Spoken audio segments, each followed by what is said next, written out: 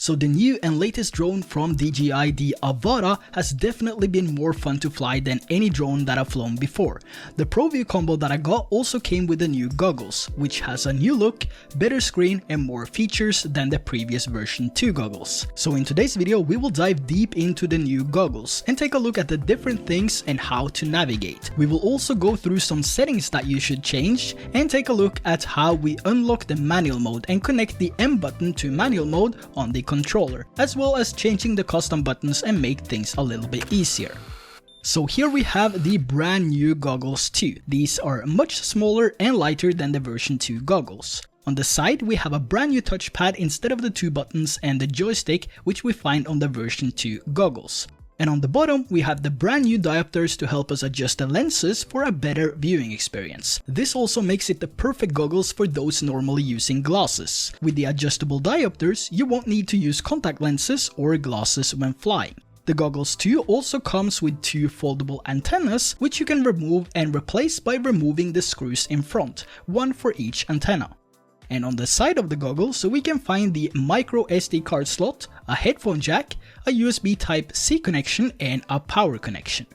Now moving over to the inside of the goggles we have the lenses, a sensor which will enable and disable the screen, as well as a link button to link the goggles to the Avata in case you're getting the new goggles 2 at a later date. And the goggles has an overall good feeling to them, but after a few hours of usage, it has definitely left its marks. But it's overall a well-made product and has a premium feel.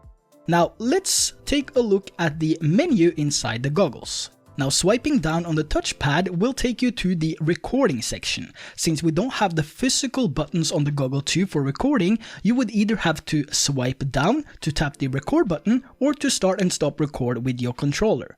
In this section we also have the enhance image function which makes the goggle view brighter and more clear in some scenarios. The reason why you don't see any difference here in the recording is because the change is happening inside the OLED screen in the goggles, and this won't affect the recording you do with the goggles or the Avata. It basically enhances the viewing experience when you're flying to make it easier to see in bright and dark conditions. And in the same section we can also find the head tracking option, which allows you to move the drone around with your head. It basically works as a VR headset and is a nice added feature to test. We can also find the lock button and the adjustments to the sound and brightness of the goggles.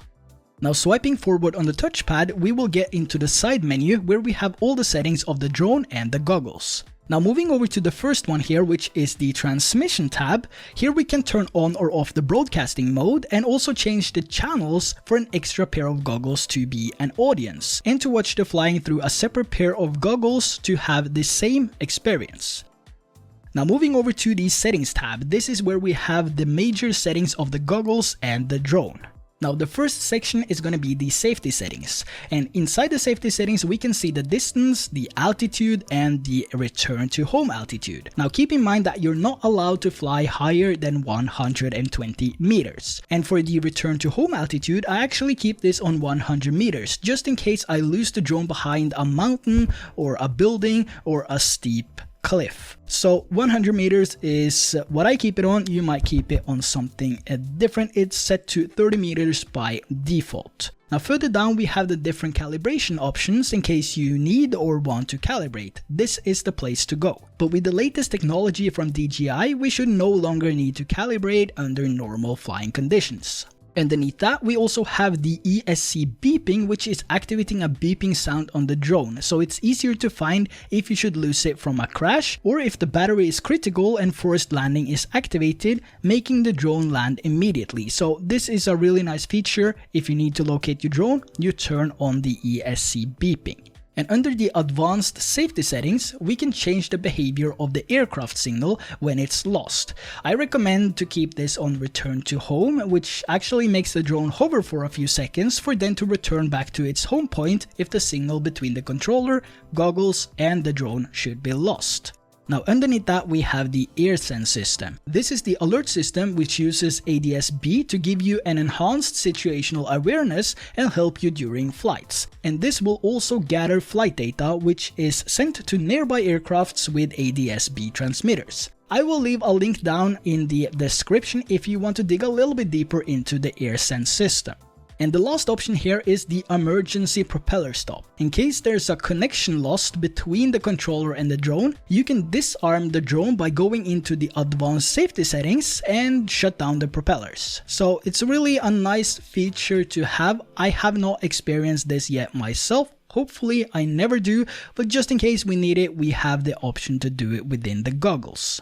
Now let's move over to the next option here in the settings tab, which is control. On the top we have the remote controller. I've now connected the DJI FPV controller to the Avata, so the motion controller will be grayed out, and vice versa if I connect the motion controller. Now going down the list here, we have the gimbal pitch speed, which is pretty straightforward actually. If you want the gimbal to move up and down fast, normal, or at a slow speed, you can change the settings here. Now underneath that we have the gimbal calibration, which you might only have to use if you have a severe crash. You might not have to use it at all. The days where we needed to calibrate the gimbal and the IMU before each flight seems to be over, so we don't have to go around in circles anymore, which is really awesome. Now moving down to what's called the turtle mode. This is a really nice feature if your drone happens to flip upside down. By using this feature, the Avata will activate turtle mode and attempt to flip itself into flying position. But by default, we actually need to go into the settings tab inside the goggles to activate the turtle mode. So I think it's better to bind this to one of the custom buttons. So to bind this, we need to move over to the remote controller settings and then the button customization tab. Here we can see all the custom settings, and by default some of them looks pretty good. The C1 single press is the ESC beeping, which I went through earlier, and we can see that the C1 double press is set to none. So we can go down to the C1 double press and change this to turtle mode. So if your drone ends up upside down, you can now double press on the C1 button to activate turtle mode instead of going through the settings tab. The same goes for single press. If you ever need to find your drone, single pressing on the C1 button will activate the ESC beeping of your drone, so you can easily find your drone by going towards the beep.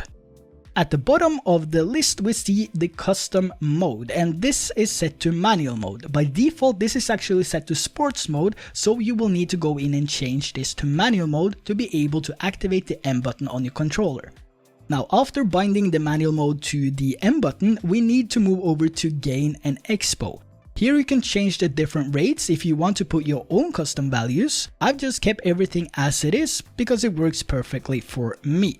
I do recommend changing the rates in a simulator first if you're not sure of how the outcome will be though. So if you want to test around with it and play around with it and see if you can make your flying experience better, I recommend that you do it in a simulator first. And below the rates we have the M mode attitude limit. When this is on, you won't be able to roll or flip, so to have a full acro experience you will need to disable this option. So after binding the M button to manual mode and disabling the attitude limit, you're now able to fly full acro with the Avata. So now that we have everything set up for manual flying, we can move over to the camera tab and the camera settings. Here we can find all the settings that we can change to record the type of video we want. On the top we have the aspect, where we can change between the standard 16:9 aspect or a 4:3 aspect for social media.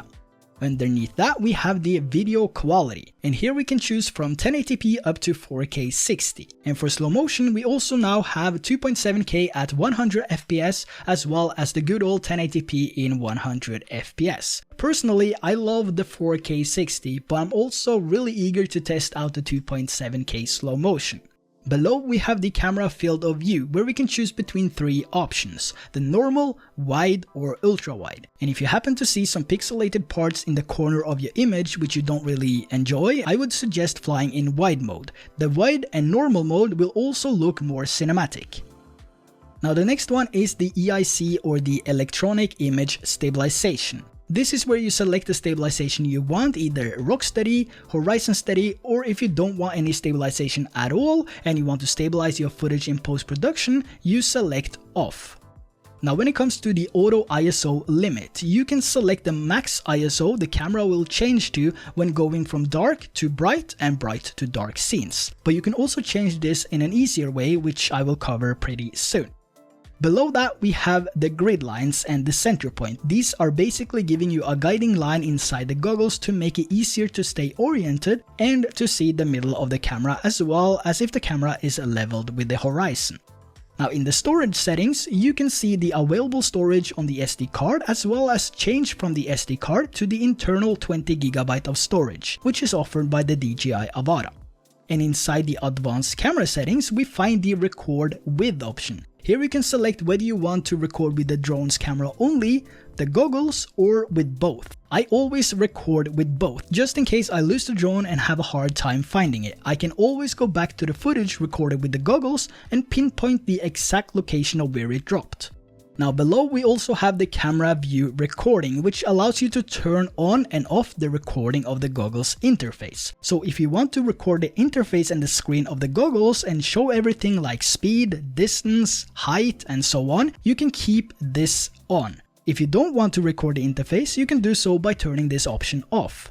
We also have the auto record on takeoff. This will be really useful if you're brand new to FPV flying and just want everything to be more or less automatic. Now in the same section, you can also find the color settings, and the available color profiles are normal and D-Cine-alike. And with the D-Cine-alike color profile, you will have more dynamic range and an easier customization of colors in post-production. The normal profile is actually looking pretty good though, so if you just want to grab a quick shot of you flying FPV and upload to social media, the normal profile will be more than enough. Now the next option is turn on video subtitles. This basically gives you the option to record and display the telemetry info later, like GPS, flight time, exposure values, f-stop, ISO, etc. And it's really useful for a lot of people. It's not something that I have ever used, but a lot of people might find this good to have. Correct me if I'm wrong though, but I don't think it was possible, or it's possible, to do this with the original FPV drone. Now earlier I mentioned that we could access the camera settings in a more convenient way.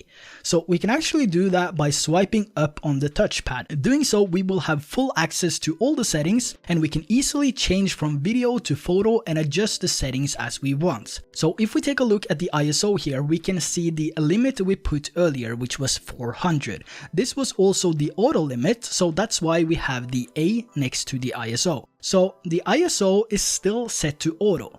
But if we now change the ISO to something else, we won't have that change in the ISO when we're flying. Now going through the list here, we can also change the shutter speed, exposure value, as well as the white balance, aspect, quality, auto ISO, and the stabilization and the color profile. So you can basically change all your settings by swiping up on the touchpad, so we don't really have to navigate through the menu. Now the next tab we're going to take a brief look at is the display settings. This is where you can change the brightness of the OLED screen inside the goggles and won't affect your recording. So that's why you don't see any of the changes I'm doing to the brightness levels.